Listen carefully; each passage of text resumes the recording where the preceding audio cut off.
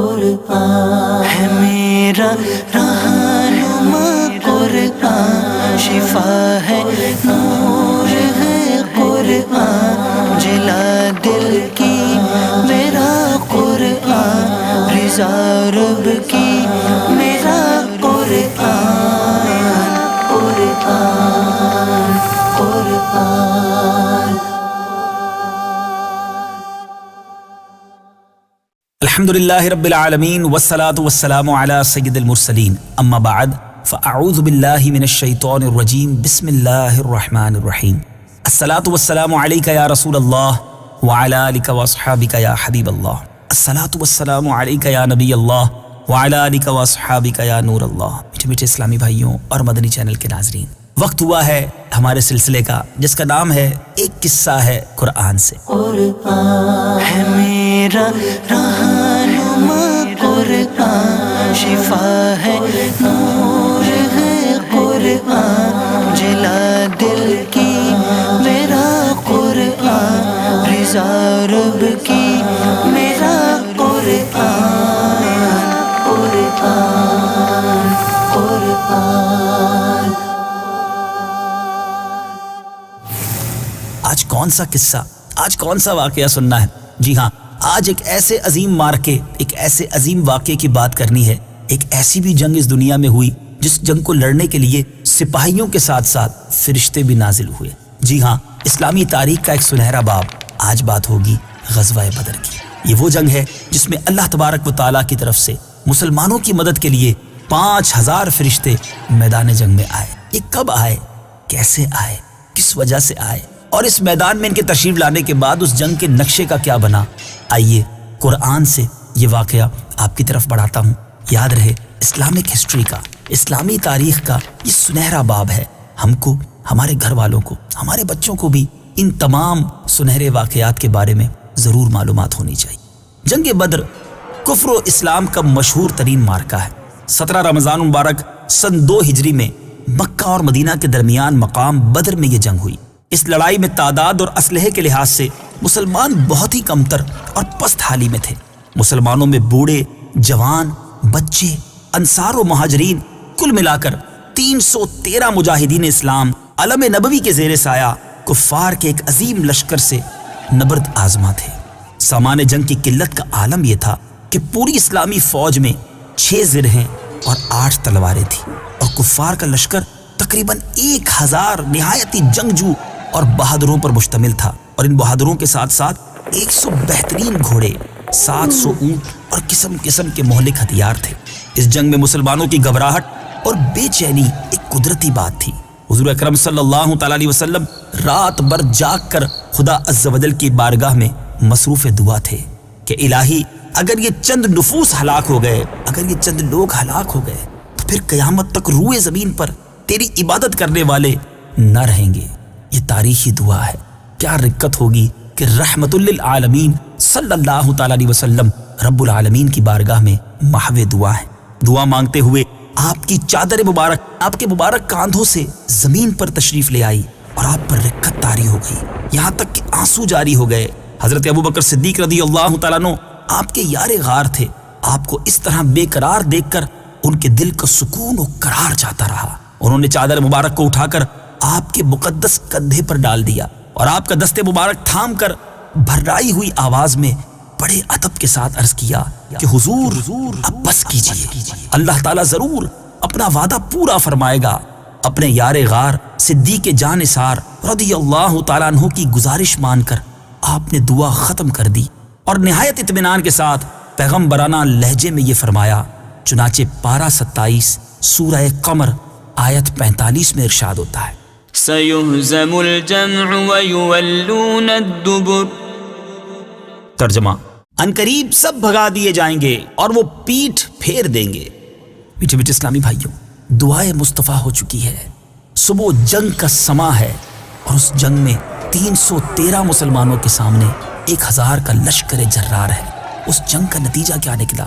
اس صبح ایسا کیا ہوا کہ آج بھی بیان کریں تو ایمان تازہ ہو جاتا ہے۔ صبح کو حضور اکرم صلی اللہ تعالیٰ علیہ وسلم نے ایسا ولولہ انگیز واز فرمایا کہ مجاہدین کی رگوں میں خون کا قطرہ قطرہ جوش و خروش کا سمندر بن کر طوفانی موجیں مارنے لگا۔ اور آپ صلی اللہ تعالی علیہ وسلم نے یہ بشارت دی کہ اگر صبر کے ساتھ تم میدان جنگ میں ڈٹے رہے، اللہ تعالیٰ تمہاری مدد کے لیے آسمان سے فرشتوں کی فوج بھیج دے گا۔ چنانچہ 5000 فرشتوں کی فوج میدان جنگ میں اتر پڑی اور دم زدن میں میدان جنگ کا نقشہ ہی بدل گیا۔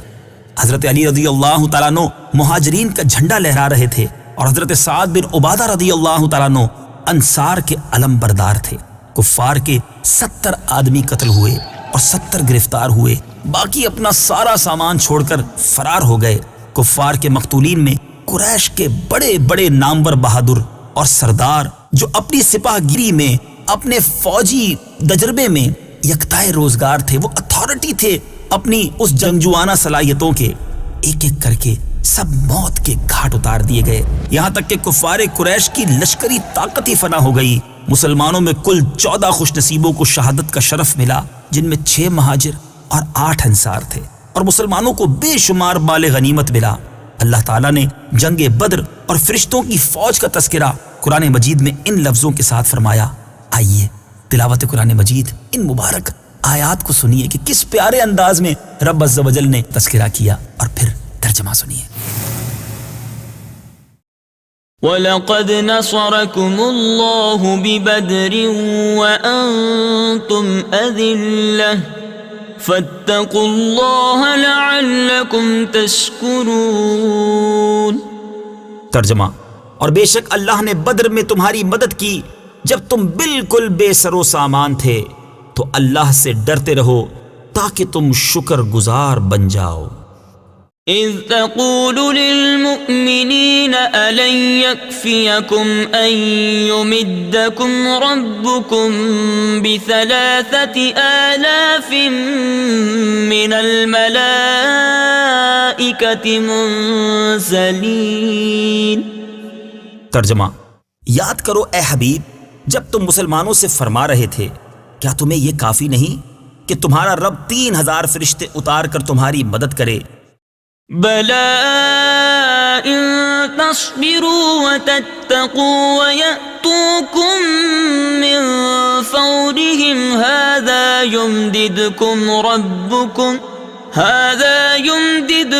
رَبُّكُم ب5000 مِّنَ الْمَلَائِكَةِ مُسَوِّمِينَ۔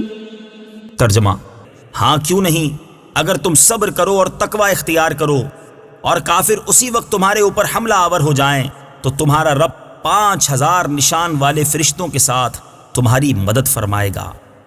وَمَا جَعَلَهُ اللَّهُ إِلَّا بُشْرَىٰ لَكُمْ وَلِتَطْمَئِنَّ قُلُوبُكُمْ بِهِ وَمَا النَّصْرُ إِلَّا مِنْ عِندِ اللَّهِ الْعَزِيزِ الْحَكِيمِ۔ ترجمہ، اور اللہ نے اس امداد کو صرف تمہاری خوشی کے لیے کیا، اور اس لیے کہ اس سے تمہارے دلوں کو چین ملے، اور مدد صرف اللہ کی طرف سے ہوتی ہے جو زبردست ہے، حکمت والا ہے۔ میٹھے میٹھے اسلامی بھائیوں، اس مبارک واقعے کو جب بھی سنتے ہیں، جب بھی پڑھتے ہیں، ایمان تازہ ہو جاتا ہے۔ آج اس قصے کو سننے کے بعد میں نے اور آپ نے کیا سیکھنا ہے؟ علماء بڑے پیارے پیارے مدنی پھول ہمیں بتاتے ہیں کہ جنگ بدر میں مسلمانوں کی تعداد اور سامان جنگ کی قلت کے باوجود فتح مبین نے مسلمانوں کے قدموں کا بوسہ لیا۔ اس سے یہ سبق ملتا ہے کہ فتح کثرت تعداد اور سامان جنگ کی فراوانی پر موقوف نہیں، بلکہ فتح کا دار و مدار نصرت خداوندی پر ہے کہ وہ جب چاہتا ہے تو فرشتوں کی فوج آسمان سے میدان جنگ میں اتار کر مسلمانوں کو فتح و نصرت عطا فرما دیتا ہے، اور مسلمان قلت تعداد اور سامان جنگ نہ ہونے کے باوجود فتح مند ہو کر کفار کے لشکروں کو تہس نہس کر دیتے ہیں۔ مگر اللہ تعالیٰ نے اس کے لیے 2 شرطیں رکھی ہیں، ایک ہے صبر اور دوسرا تقوی۔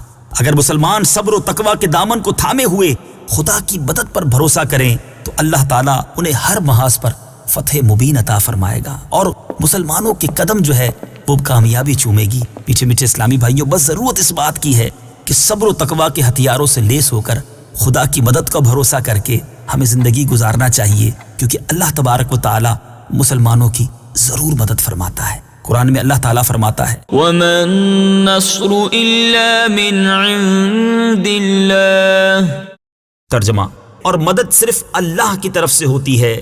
کہنے والے نے کیا خوب کہا ہے، کافر ہو تو تلوار پہ کرتا ہے بھروسہ، مومن ہو تو بے تیغ بھی لڑتا ہے سپاہی۔ اللہ تعالیٰ ہمارے جذبہ ایمانی کو اور طاقت اور عروج عطا فرمائے۔ مدنی چینل دیکھتے رہیے، قرآن پاک کا ایک اور خوبصورت واقعہ لے کر پھر حاضر ہوں گے۔ صلو علی الحبیب صلی اللہ تعالی علی محمد صلی اللہ علیہ وسلم۔ قرآن ہے میرا رہنما، قرآن شفا ہے، نور ہے قرآن، جلا دل کی میرا قرآن، رضا رب کی